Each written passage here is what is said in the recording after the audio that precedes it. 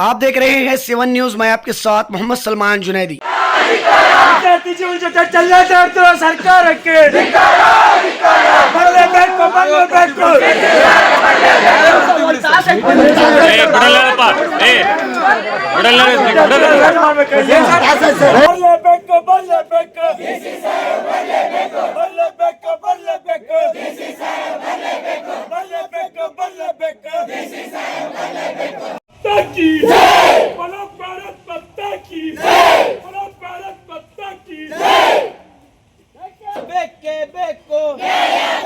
ನೇಮಕಾತಿ ಮಾಡದೇ ಇರುವ ರಾಜ್ಯ ಸರ್ಕಾರಕ್ಕೆ ಏನು ಧಿಕ್ಕಾರ? ನೇಮಕಾತಿ ಮಾಡದಿರುವ ರಾಜ್ಯ ಸರ್ಕಾರಕ್ಕೆ ಏನು ಧಿಕ್ಕಾರ? ವಿದ್ಯಾರ್ಥಿಗಳ ಜೀವನದಲ್ಲಿ ಚೆಲ್ಲಾಟ ಆಡುತ್ತಿರುವ ರಾಜ್ಯ ಸರ್ಕಾರಕ್ಕೆ ಏನು ಧಿಕ್ಕಾರ?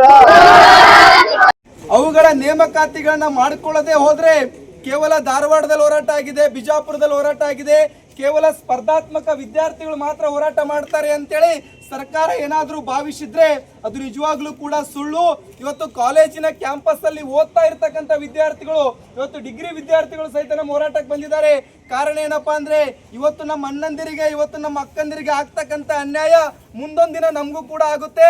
ಅದಕ್ಕೋಸ್ಕರ ಈ ಪ್ರತಿಭಟನೆಯಲ್ಲಿ ನಾವು ಭಾಗವಹಿಸಬೇಕು ಅಂತೇಳಿ ಇವತ್ತು ಸಾಮಾನ್ಯವಾಗಿ ಕ್ಯಾಂಪಸ್ ಅಲ್ಲಿ ಓದ್ತಾ ಇರ್ತಕ್ಕಂಥ ವಿದ್ಯಾರ್ಥಿಗಳು ಈ ಹೋರಾಟದಲ್ಲಿ ಬಂದಿದ್ದಾರೆ. ನಾನು ಈ ಮೂಲಕ ರಾಜ್ಯ ಸರ್ಕಾರಕ್ಕೆ ಆಗ್ರಹವನ್ನ ಪಡಿಸ್ತಾ ಇದ್ದೇನೆ. ಒಂದು ತಿಂಗಳಲ್ಲಿ ಏನಾದ್ರೂ ನೀವು ನೇಮಕಾತಿ ಪ್ರಕ್ರಿಯೆಯನ್ನ ಮಾಡದೆ ಹೋದ್ರೆ ರಾಜ್ಯದ ಪ್ರತಿಯೊಂದು ನಗರ ಪ್ರದೇಶಗಳಲ್ಲಿ, ತಾಲೂಕಾ ಕೇಂದ್ರಗಳಲ್ಲಿ ನಾವು ದೊಡ್ಡ ಪ್ರಮಾಣದ ಪ್ರತಿಭಟನೆಯನ್ನ ಮಾಡ್ತೀವಿ.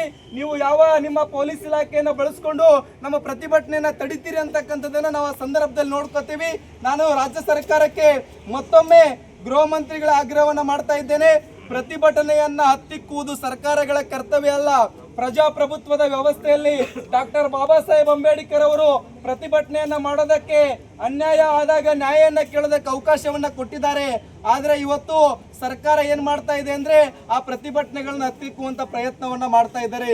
ನೀವು ಒಂದು ಪ್ರತಿಭಟನೆಯನ್ನು ಹತ್ತಿಕ್ಬಹುದು, 2 ಪ್ರತಿಭಟನೆಯನ್ನು ಹತ್ತಿಕ್ಬಹುದು, ಆದ್ರೆ ಮುಂದೊಂದು ದಿನ ಕಾಲೇಜಿನ ಕ್ಯಾಂಪಸ್ ಅಲ್ಲಿ ಇರ್ತಕ್ಕಂಥ ಎಲ್ಲ ವಿದ್ಯಾರ್ಥಿಗಳು ಬೀದಿಗೆ ಬಂದ್ರೆ ಯಾವ ಇಲಾಖೆನೂ ಕೂಡ ಪ್ರತಿಭಟನೆಯನ್ನು ಹತ್ತಿಕ್ಕೋದಕ್ಕೆ ಸಾಧ್ಯ ಇಲ್ಲ.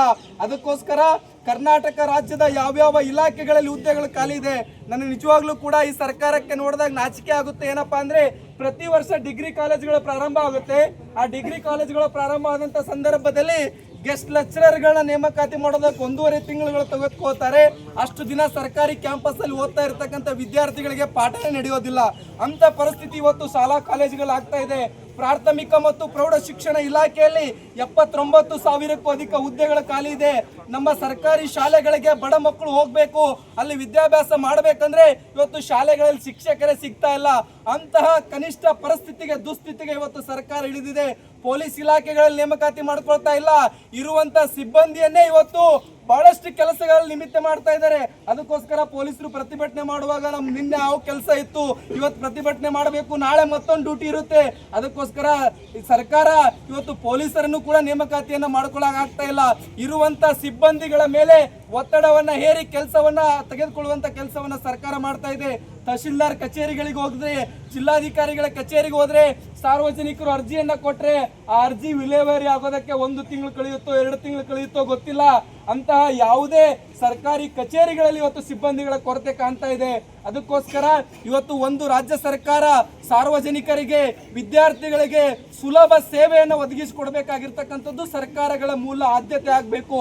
ಆ ಸರ್ಕಾರ ಅದನ್ನೆಲ್ಲವನ್ನ ಬಿಟ್ಟು ಇವತ್ತು ಮುಖ್ಯಮಂತ್ರಿ ನಾನಾಗಬೇಕು, ಇನ್ನೊಬ್ರಾಗಬೇಕು ಅನ್ನುವಂಥ ಚಿಂತೆಯಲ್ಲಿ ಇವತ್ತು ಸರ್ಕಾರದ ಮುಖ್ಯಮಂತ್ರಿ, ಉಪಮುಖ್ಯಮಂತ್ರಿಗಳು ಕೂತ್ಕೊಂಡಿದ್ದಾರೆ. ಈ ಎಲ್ಲ ದುಸ್ಥಿತಿಗಳಿಗೆ ನೈಜ ಕಾರಣ ಸರ್ಕಾರ. ಇವತ್ತು ಈ ಸರ್ಕಾರ ವಿದ್ಯಾರ್ಥಿ ವಿರೋಧಿ ಸರ್ಕಾರ ಇದೆ.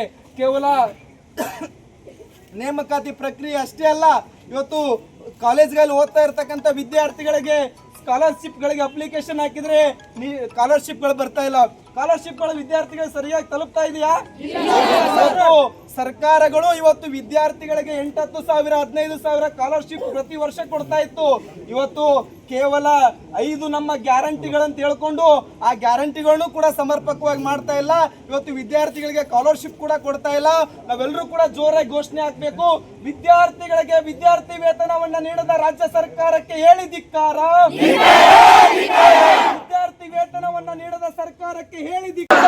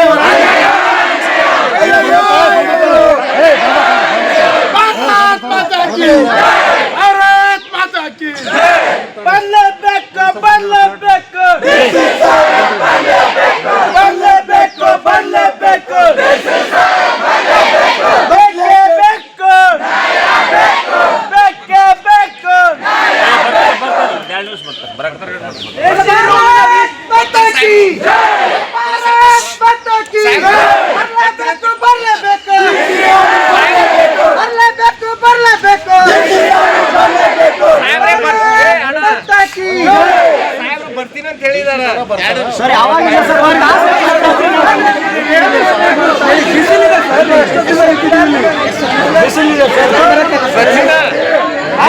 ಪ್ರತಿದಿನ ಬರ್ತಿ ಕರ್ಕೊಂಡು ಬರ್ತೀನಿ ಅಂತ ಹೇಳಿರಲ್ಲ ಮಾತಾಡ್ರಿ ಅವ್ರಿಗೆ ಗೊತ್ತಿಲ್ಲ ಕಂಟಿನ್ಯೂ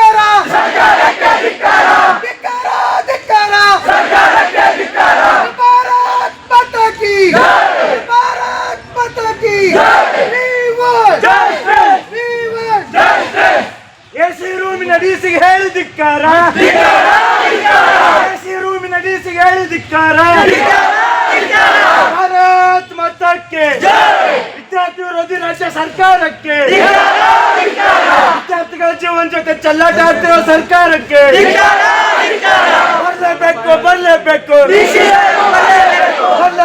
ಬರಲೇಬೇಕು ಬರಲೇಬೇಕು ಬರಲೇಬೇಕು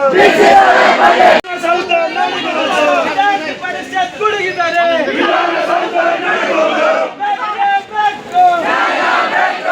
ಸರ್, ಪ್ರತಿಭಟನೆ ಉದ್ದೇಶ ಇವತ್ತು ಸರ್ಕಾರ ನೇಮಕಾತಿ ಪ್ರಕ್ರಿಯೆಯನ್ನು ಮಾಡ್ತಾ ಇಲ್ಲ ಸರ್ಕಾರಿ ಹುದ್ದೆಗಳಲ್ಲಿ. ಮತ್ತು ವಿದ್ಯಾರ್ಥಿ ವೇತನ ಸರಿಯಾಗಿ ಬರ್ತಾ ಇಲ್ಲ, ವಿಶ್ವವಿದ್ಯಾಲಯಗಳಿಗೆ ಗ್ರ್ಯಾಂಟ್ ಕೊಡ್ತಾನೆ. ಈ ನೇಮಕಾತಿ ಪ್ರಕ್ರಿಯೆದಂತೂ ಹಲವಾರು ಹೋರಾಟಗಳಾಗಿದೆ. ಈಗ ಆಲ್ರೆಡಿ ಅದರ ತಮ್ಮ ಗಮನಕ್ಕೂ ಇದೆ, ಸರ್ಕಾರಕ್ಕೂ ಗಮನಕ್ಕೆ. ಸರ್, ಇದ್ರ ಬಗ್ಗೆ ತಾವು ಏನು ಹೇಳ್ಬೋದು? ಅಲ್ಲ, ನೀವು ಹೇಳಿ ಸರ್, ಇದು ಸರ್ಕಾರದ ಪ್ರತಿನಿಧಿಯಾಗಿ ನೀವಿದ್ದೀರಿ. ಎಷ್ಟು ವರ್ಷ ಆಯ್ತು ಇಷ್ಟು ವಿದ್ಯಾರ್ಥಿಗಳು ಹೋರಾಟ ಮಾಡ್ತಾ ಇದ್ದಾರೆ. ಸರ್ಕಾರ ಕ್ಯಾಬಿನೆಟ್ ಮೀಟಿಂಗ್ ಬಿಟ್ಟು ಉಳಿದಿದ್ದೇನೆ ಮಾಡ್ತಾ ಇದ್ದಾರೆ. ಅವರು ಬರೀ ಮಾಧ್ಯಮಗಳ ಮುಂದೆ ಹೇಳ್ತಾರೆ, ಬಟ್ ಯಾವುದೇ ಪ್ರಕ್ರಿಯೆಗಳಾಗ್ತಾ ಇಲ್ಲ ನೇಮಕಾತಿ ಪ್ರಕ್ರಿಯೆಗೆ ಸಂಬಂಧಿಸಿದ. ಅಲ್ಲ ಸರ್, ಅದರದ್ದೊಂದು ಈವೆಂಟ್ ಆಫ್ ಕ್ಯಾಲೆಂಡರ್ ಬರ್ಬೇಕು.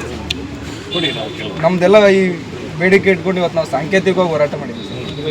ಒಂದು ತಿಂಗಳಲ್ಲಿ ಏನಾದರೂ ಈ ಪ್ರಕ್ರಿಯೆ ಪ್ರಾರಂಭ ಆಗದೇ ಇದ್ದರೆ ನಗರದಲ್ಲಿರ್ತಕ್ಕಂಥ ವಿದ್ಯಾರ್ಥಿಗಳೆಲ್ಲರೂ ಕೂಡ ನಾವು ಭಾಳ ದೊಡ್ಡ ಪ್ರಮಾಣದಲ್ಲಿ ಪ್ರತಿಭಟನೆ ಮಾಡಬೇಕಾಗುತ್ತೆ. ಕೇವಲ ಸ್ಪರ್ಧಾತ್ಮಕ ವಿದ್ಯಾರ್ಥಿಗಳಷ್ಟೇ ಅಲ್ಲ, ಕಾಲೇಜಿನಲ್ಲಿ ಓದ್ತಾ ಇರ್ತಕ್ಕಂಥ PU ಡಿಗ್ರಿ ವಿದ್ಯಾರ್ಥಿಗಳು ಕೂಡ ಬೀದಿಗಳು ದೊಡ್ಡ ಹೋರಾಟ ಮಾಡಬೇಕಾಗುತ್ತೆ. ಅದಕ್ಕೆ ನಾವು 1 ತಿಂಗಳು ಸಮಯಾವಕಾಶ ಕೊಟ್ಟಿದ್ದೀವಿ. 1 ತಿಂಗಳಲ್ಲಿ ಎಲ್ಲ ಪ್ರಕ್ರಿಯೆ ಮುಗಿಸಿ ಅಂತ ಹೇಳ್ತಾ ಇಲ್ಲ, ಆ ಪ್ರಕ್ರಿಯೆ ಪ್ರಾರಂಭನಾದರೂ ಆಗ್ಬೇಕು. ಅದನ್ನು ನಿಮ್ಮ ಮೂಲಕ ನಾವು ಸರ್ಕಾರಕ್ಕೆ ಗಮನಕ್ಕೆ ತರ್ತಾ ಇದ್ದೀವಿ. ಮುಂದೆ ಏನಾದರೂ ಅಂಥ ದೊಡ್ಡ ಪ್ರತಿಭಟನೆ ಆಯಿತು, ಅಂಥದ್ದು ಏನಾದರೂ ಸಂಭವ ನಡೆದರೆ ನೀವು ಮುಂಚಿತವಾಗಿ ಹೇಳಿಲ್ಲ ಅನ್ನೋದು ಯಾವುದೂ ಬರಬಾರ್ದು. ಪೊಲೀಸ್ ಇಲಾಖೆಯಿಂದಾಗಲಿ ಜಿಲ್ಲಾಡಳಿತದಿಂದ ಆಗಲಿ. ಅದಕ್ಕೆ ಆ ಪ್ರತಿಭಟನೆಗೆ ನಾವು ಆಲ್ರೆಡಿ ತಯಾರಾಗಿದ್ದೀವಿ ಸರ್. 1 ತಿಂಗಳು ಸಮಯಾವಕಾಶ ಇದೆ. ನೀವು ಅದನ್ನು ಸರ್ಕಾರದ ಗಮನಕ್ಕೆ ತಂದು ಸರ್ಕಾರದ ಹಂತದಲ್ಲಿ ಮಾತಾಡಿ ಸಹಿಪಡಿಸಿ.